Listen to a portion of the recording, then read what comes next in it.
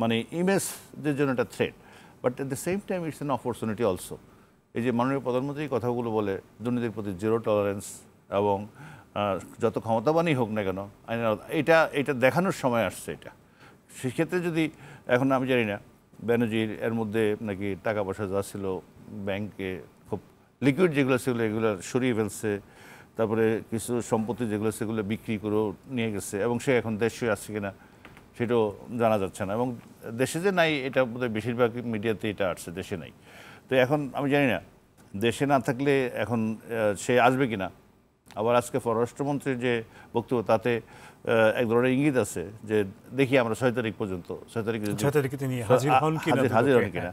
তো এখানে হয়তো সে হাজির হন, অথবা তুমি যদি অন্তত দরখাস্ত করে সময়ও চান যে তার আমার স্ত্রী চিকিৎসার জন্য আমি অমুক তারিখে আসতেছি, সেটাও এক ধরনের।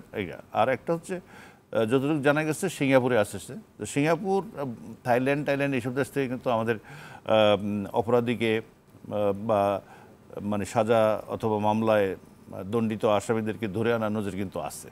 তো আমি জানি না এক্স্যাক্টলি একটা না হলে চলে গেছে, কিন্তু আরও কিন্তু রয়ে গেছে। এই আব্দুল হাই বাচ্চুকে চলে গেছে, কারণ সে 56টা মামলা এখন আসামি। তারও আর কি এরকম এর তো জমি, ওর হলো জাহাজ নাকি 5-10টা একবারে কিনে ফেলছে একদিনে, সেও 158 কোটি টাকার জমি রেজিস্ট্রেশন করছে। এই ঘটনাগুলো আছে কিন্তু। তো আমি জানি না আব্দুল হাই বাচ্চুর চার্জশিট হলো কিনা, মামলা হলো কিনা, এবং সে এখন কোথায় আছে, সেও কি এইভাবে চলে গেছে কিনা বিদেশে।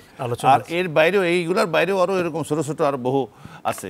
এগুলোকে ধরলে আমি বলছি সরকারের জন্য একটা বিরাট সুযোগ।